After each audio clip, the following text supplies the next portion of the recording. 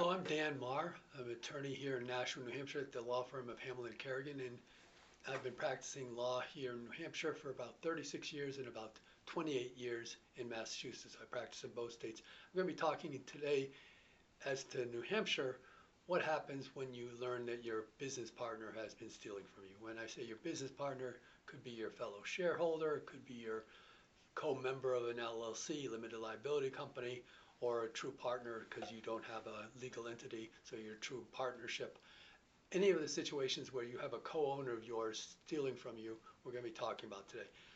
What I've seen in these situations over the 36 years I've been practicing is business partners sometimes feel that they're entitled to extra compensation because they're supposedly putting in some sweat equity and they feel that you're not contributing as much, so without telling you, they go and decide to take some money from the project, or maybe they do side hustles with the company equipment. If they take the company equipment and they're doing business that would have otherwise been business of yours, and on the weekend they're doing work and they're getting that full profit, they're stealing from the company. In that situation, they're breaching their obligations to the company and to you.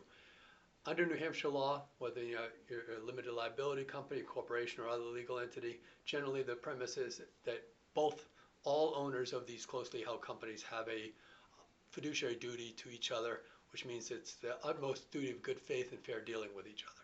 That means that they're not supposed to be stealing from you, is one of the things. They're also, if you're having a dispute with somebody, you're supposed to be forthright with your business partner and talk it through. Doesn't mean that you're going to have an agreement. Sometimes you even have to dissolve companies, and I've dealt with that because there's just too much of a deadlock between the two. But people have to talk first, and they have to explain what the positions are before they go and take quick actions. Difference of that, of course, is if you find out your business partner is embezzling and you have to go and take some quick action to protect the business and yourself. So if you find out that the company that you find, one of the things you should do, as I've talked about in employment embezzlement cases, I have another vlog in regards to that, podcast in regards to that. You definitely should have a check and balance system. You shouldn't just rely on your partner to be writing the checks and making the withdrawals and also being the one who reconciles the bank accounts. You need to have access to those bank accounts. You need to look at those bank accounts and make sure that you know what's going on with them. It's important for you to have that check and balance.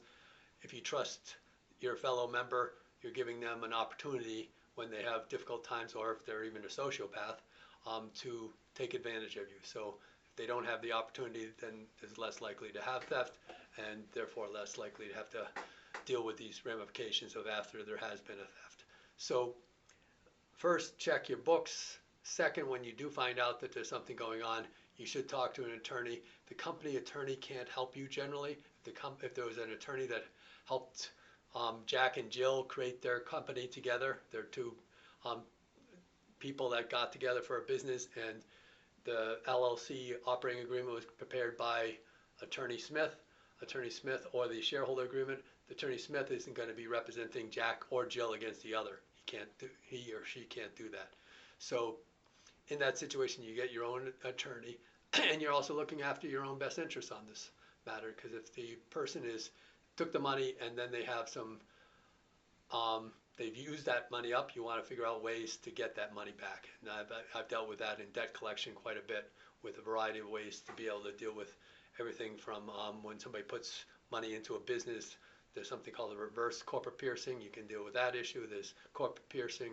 There's something called fraudulent transfers, a whole bunch of debt collection practices that can be done to deal with those issues. But first you want to find out whether or not the partner has embezzled from you. And then you can also talk about options too. I've had situations where the remedy is some type of buyout of the embezzling partner. Maybe a substantial discount because what they did, if you want to take back the business over, or them buying you out if they've done something wrong. All of those issues are something that can be thought of creatively with your attorney, and I've dealt with those issues quite a bit, but you definitely want your own attorney. Don't go to the corporate attorney, and the corporate attorney or the business attorney has the obligation of whatever you share to them, they're sharing with the other person. So if you're Jack and you think Jill has embezzled from you, and you go to the Attorney Smith who represents both of you, Attorney Smith has an obligation to share with Jill what you share. So you shouldn't be talking to Attorney Smith in regards to that. And Attorney Smith's going to be pointing that out to you too. He or she's going to be saying, I can't represent one of you against the other, and anything you tell me is going to be shared with the other person. That's what happens with when you're dealing with a person that's representing the business. You can't have a situation too where one of you was represented by a particular person in the formation of the business, and the other person was on their own, and it was very clear. In that situation, you can still go to that other attorney. I'm attorney Dan Marr. I've been practicing again for 36 years, and I deal with these issues. Happy to help you if the opportunity arises. Our telephone number is 603-883-5501. That's 603-883-5501. Or you can check out our website of NashuaLaw, all one word, .com. That's NashuaLaw.com. And there's a lot of, all my podcasts are there. Hopefully you'll find some of those useful. And also we have a radio show that was operating for quite a few years, and that's also on there too. I did a radio show for quite a few years. So please contact us if the opportunity arises, and I look forward to working with you. Thank you.